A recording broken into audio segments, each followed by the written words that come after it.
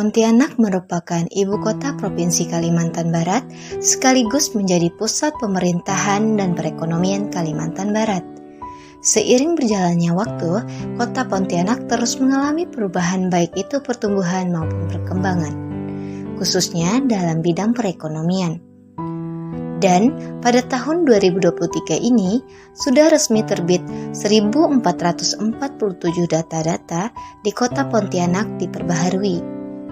Namun, meskipun mengalami pertumbuhan atau perkembangan ekonomi, setiap daerah, khususnya kota Pontianak, pasti masih terdapat masyarakat atau penduduk yang belum mampu untuk meningkatkan perekonomian keluarganya, atau masih hidup di bawah garis kemiskinan, yang memerlukan perhatian lebih dari pemerintah.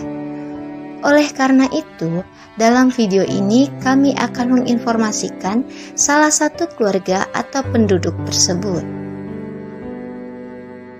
Laporan investigasi keluarga miskin Kota Pontianak, Kecamatan Sungai Ambawang, Kelurahan Sungai Ambawang Kuala, RT 5 RW 2, keluarga Herwadi. Sebelum video dokumenter ini dibuat, anggota kami sudah melakukan observasi untuk memastikan bahwa keluarga Bapak Herwadi tergolong keluarga miskin. Video ini dibuat atas persetujuan keluarga Bapak Herwadi. Pada tanggal 4 Mei, kami berangkat dari kampus FEB Untan menuju ke kediaman Pak Herwadi.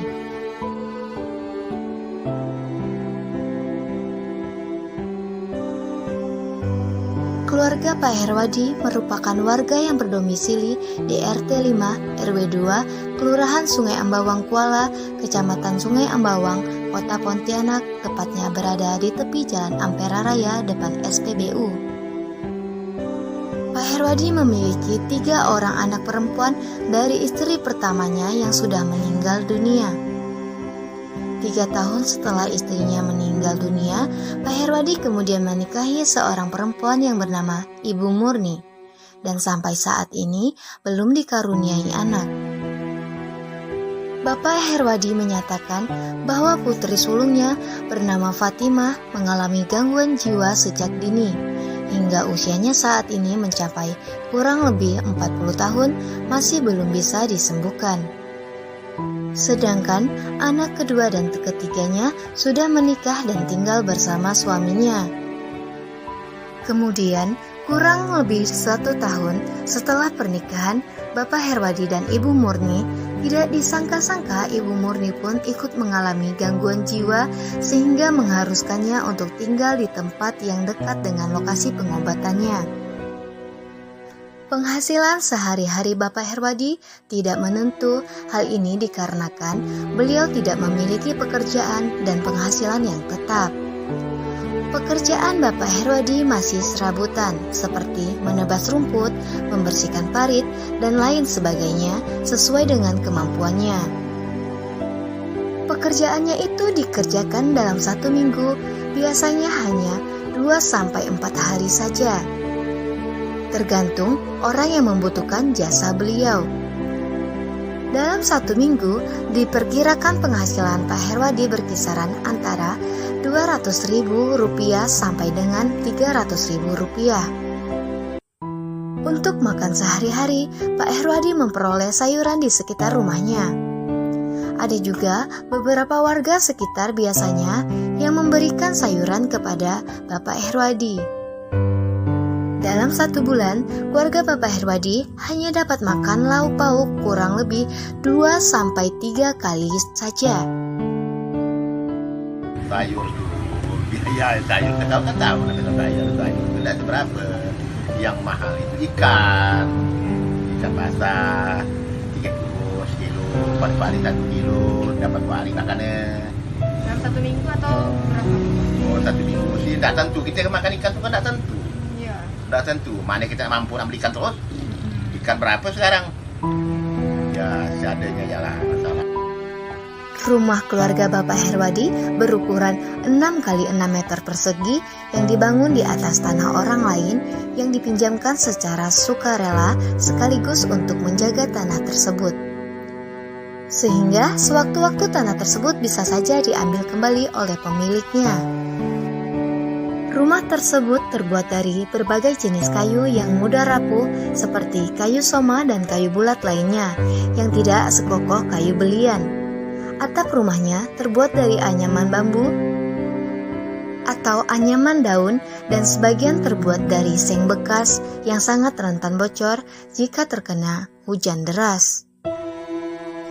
Lantai rumahnya juga terbuat dari beberapa potongan kayu yang tidak diketahui jenisnya dan juga papan bekas, yang seiring jalannya waktu bisa saja menjadi rapuh karena dimakan rayap maupun terkena paparan sinar matahari dan juga hujan. Di dalam rumah Pak Herwadi hanya terdapat 2 ruangan saja. Ruangan pertama untuk kamar tidur anaknya dan ruangan kedua sebagai kamar bapak dan ibunya yang menyatu dengan ruang tamu dan tempat masak atau dapurnya. Hal inilah yang memprihatinkan karena saat memasak akan ada bau yang membekas dan juga sisa-sisa makanan yang masih melekat. Pak Herwadi memiliki WC darurat berupa jamban yang terletak di luar rumah, menggunakan dinding seng bekas dan kayu bekas tanpa memiliki atap.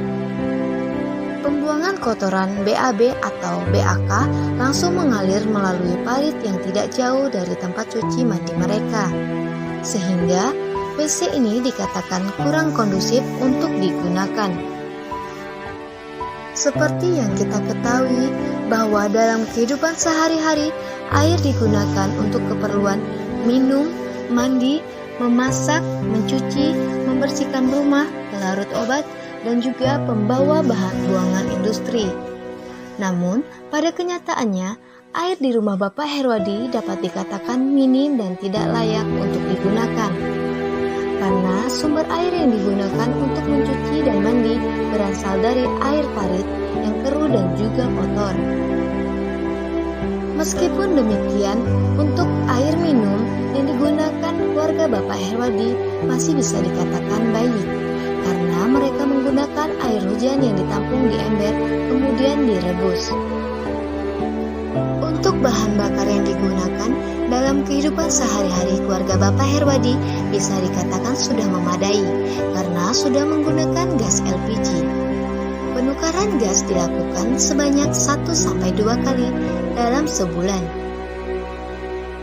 Dapat kita lihat kondisi sekitar rumah Pak Herwadi di halaman depan pintu masuk saja sudah banyak bahan bekas bangunan seperti balok, papan, kayu yang masih berserakan. Sisi kanan dan kiri rumah yang masih dipenuhi oleh semak belukar hingga ke bagian belakang rumah. Sedangkan letak rumah Pak Herwadi ini berada tepat di tepi jalan utama Ampera Raya. Hal ini sangat memprihatinkan, ditambah lagi depan rumah Bapak Herwadi ini terdapat minimarket dan komplek perumahan atau perumahan BTN. Namun, tidak ada rumah warga yang tepat bersebelahan dengan rumah Bapak Herwadi. Adapun beberapa rumah warga yang jaraknya berkisar antara 5-10 meter dari rumah beliau. Menurut Ketua RT setempat yang bernama Pak Martinus menyatakan bahwa Pak Herwadi merupakan pendatang baru yang pindah tanpa sepengetahuan Ketua RT setempat dan belum terdaftar dalam data RT tersebut. Beliau juga mendapatkan kartu keluarga yang beralamatkan RT tersebut tanpa melalui perantara atau lapor dari RT setempat. Yang diketahui RT setempat, Pak Herwadi ini merupakan orang yang berjualan es serta jajanan ketika bulan Ramadan sebelum beliau tinggal di daerah tersebut. Ketua RT setempat juga sudah mengusulkan atau mengajukan keluarga Pak Herwadi untuk mendapatkan bantuan. Tetapi belum ada respon dari desa, dikarenakan data sudah menggunakan data yang lama. Sedangkan Pak Herwadi ini merupakan penduduk baru yang belum terdata oleh ketua RT-nya.